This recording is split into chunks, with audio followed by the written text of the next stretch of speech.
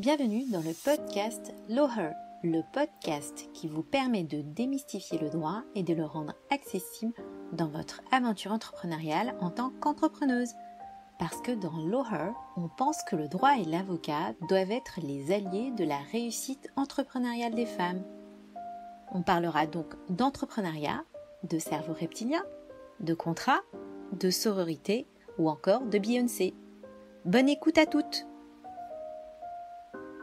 Bonjour à toutes et bienvenue sur Lawher, le podcast qui accompagne les entrepreneurs dans leur parcours entrepreneurial. Je suis Estelle Bi, avocate en droit des affaires et en droit des sociétés. Aujourd'hui, le thème de l'épisode sera particulièrement pragmatique. L'idée, c'est de vous expliquer quand aller consulter un avocat en droit des affaires. C'est une question que je reçois souvent en MP ou par mail avant de franchir le pas et de venir me voir en consultation parce que vous êtes nombreuses à n'avoir jamais consulté d'avocat et que vous ne savez pas comment ça se passe. Vous n'avez pas forcément le temps de vous occuper des questions juridiques, voire vous n'avez même jamais eu l'idée de vous occuper du juridique. Ce n'est pas votre priorité, c'est même, on va dire, l'exceptionnel, surtout si vous êtes freelance ou encore solopreneur. Donc l'idée de l'épisode d'aujourd'hui, c'est de donner un coup de projecteur sur les 5 moments clés pour qu'enfin vous arrêtiez de vous dire « faut que je m'en occupe » sans jamais savoir exactement quand aller voir un avocat en droit des affaires. La question du moment est ultra importante pour éviter que les problèmes ne vous rattrapent. Et quand je parle de problèmes, je parle de tout ça. Problèmes de rattrapage d'impôts, problèmes de charges trop importantes qui peuvent mettre à mal votre activité ou encore remettre en cause votre professionnalisme du fait, par exemple, de l'absence de conditions générales de vente. C'est donc indispensable pour ne pas se retrouver perdante financièrement d'aller voir un avocat au bon moment et pas quand les problèmes apparaissent. Donc tout de suite, je vous propose de passer en revue ces moments décisifs pour vous faire accompagner par un avocat. C'est parti. Donc, premier moment, aller voir un avocat quand on lance son activité. Alors ça a l'air ultra évident comme ça, mais dans la réalité, vous êtes peu à le faire. Évidemment, il y a l'excitation du moment où vous vous lancez dans votre activité parce que soit vous avez eu un lead ou bien c'est carrément votre ancien employeur qui veut désormais vous passer en tant que prestataire de service au lieu de vous employer en tant que salarié. Donc vous êtes complètement fébrile, vous avez besoin d'un numéro SIRET. Avant de vous précipiter sur le premier statut qui vous viendrait à l'esprit, pensez évidemment à choisir le bon statut. Les choix sont vastes et chaque statut a ses avantages et inconvénients en fonction de votre situation, parmi lesquels donc la micro-entreprise, l'EI classique, le URL ou encore la SASU. Un mauvais choix peut clairement impacter négativement vos finances, votre responsabilité personnelle par rapport aux dettes ou encore votre fiscalité.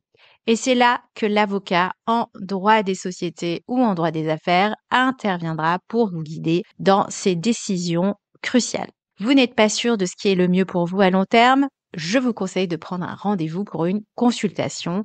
En 1 heure, 1 heure et demie, on peut clarifier votre situation et choisir ensemble la structure qui vous conviendra le mieux.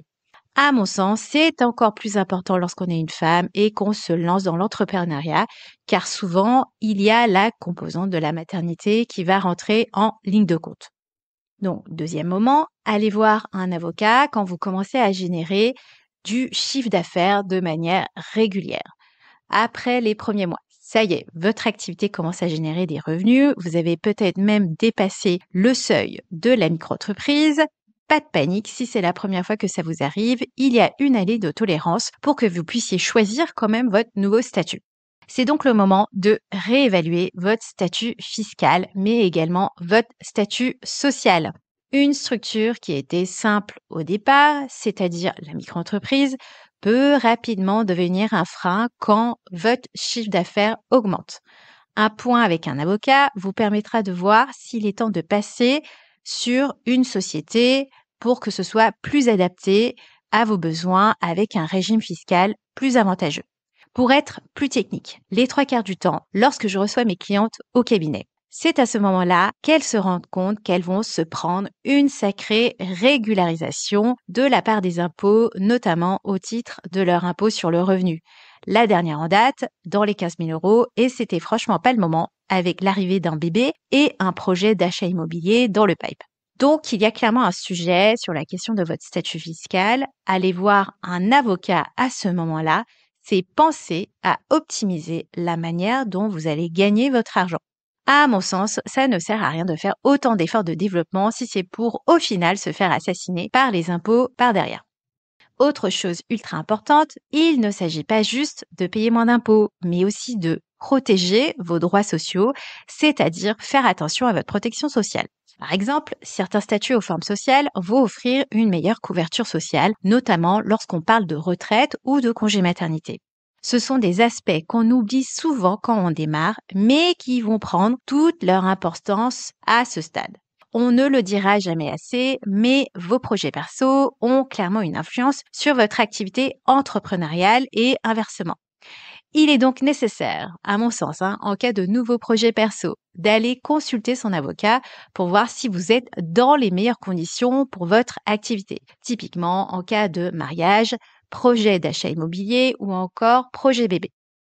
Troisième moment, allez voir un avocat quand il y a un projet d'association dans l'air. Peut-être que vous pensez à vous associer, voire même c'est peut-être un autre freelance ou votre client qui vous a proposé de vous associer au projet d'entreprise. Juste une petite aparté à ce sujet. Même si vous avez l'impression que ça ne peut pas vous concerner sur cette question d'association, dernièrement, j'ai eu de plus en plus de clientes à qui c'est vraiment arrivé. Elles n'étaient pas vraiment parties pour s'associer, mais au fur et à mesure que la collaboration avançait, il y a eu une vraie volonté de créer quelque chose ensemble. Et souvent, la première réaction que vous avez, c'est de vous dire que ce n'est pas pour vous. Parce qu'en réalité, vous ne savez surtout pas comment marche une association. Et justement, nous, on est là pour ça, les avocats, vous aider à comprendre ce qu'il en est quand on s'associe. Parce que c'est un moment crucial où il faudra poser des bases solides car vous étiez seul jusqu'à présent. Or, lorsque vous devenez associé à quelqu'un, vous disposez de droits et d'obligations dont vous ne connaissez pas les tenants et les aboutissants. Ne serait-ce que pour comprendre en quoi consiste cette proposition d'association ou encore les enjeux, il est important, à mon sens, d'aller voir un avocat pour voir si ces conditions sont OK pour vous ou non. Dans le cas inverse, on est là aussi pour vous aider à négocier les conditions d'association. Donc, est-ce que je dois encore préciser que dans l'hypothèse où est-ce que vous seriez intéressé, il faudra à la fois bien rédiger vos statuts de société et également mettre en place un pacte d'associés bien rédigé et ce, pour vous assurer des relations professionnelles sereines. Ça permet de définir clairement les rôles, vos responsabilités et surtout d'anticiper des futurs désaccords. Trop souvent, moi, ce que je vois, c'est qu'il y a énormément d'entrepreneurs qui vont se lancer dans des associations sans cadre juridique et les conflits finissent par exploser. Donc, avant de s'associer, il est indispensable de faire appel à un avocat pour poser un cadre juridique clair. Vous éviterez ainsi des litiges qui pourraient menacer votre collaboration. Quatrième moment, allez voir un avocat quand votre activité évolue. Votre activité se développe, vous lancez de nouveaux produits ou de nouveaux services, vous élargissez votre clientèle. Chaque changement dans votre business est une occasion unique pour faire un point juridique. Pourquoi ? Parce que chaque évolution peut notamment nécessiter une mise à jour de votre documentation contractuelle et plus particulièrement vos conditions générales de vente. Comme les conditions générales de vente vont décrire précisément votre processus de passation de commande que vous imposez en fait à vos clients, il est important d'aller voir un avocat lorsque vous décidez typiquement de changer de modèle économique, comme par exemple si vous souhaitez développer un produit digital, le mettre en pré-vente, etc., etc. Je le précise parce que vous êtes nombreuses à vouloir tendre vers ce modèle de vente de produits digital. Et donc, ce qui fonctionnait au début, c'est-à-dire avec un contrat qui ne parlait justement que de vos missions en tant que freelancing ne sera peut-être plus optimal pour cette nouvelle phase de croissance. Et régulièrement, à mon sens, il est bon de faire un check-up juridique pour s'assurer que votre manière de vendre, votre documentation contractuelle continue de refléter la réalité et de correspondre à vos objectifs. Il est donc important, si vous développez de nouveaux produits et services, d'inclure une consultation auprès d'un avocat dans votre stratégie de développement. 5e moment, allez voir un avocat quand vous vous demandez s'il ne faudrait pas envisager la création d'une holding. Alors, je voulais y revenir rapidement parce qu'on voit partout des entrepreneurs vanter la création d'une holding pour X ou X raisons, voire même certains de leurs copains qui pourraient le leur suggérer typiquement, mais pourquoi est-ce que tu ne créerais pas une holding? Avant de vous lancer les yeux fermés dans une holding, peut-être qu'il conviendrait de vous demander si cela peut être pertinent avec un avocat. Parce qu'on ne le dit pas suffisamment, mais souvent, plus vous créez de structures, plus ça vous coûte cher. Et je ne vous fais pas de dessin, avoir une société d'exploitation plus une holding, ça veut dire 2 fois plus de frais comptables.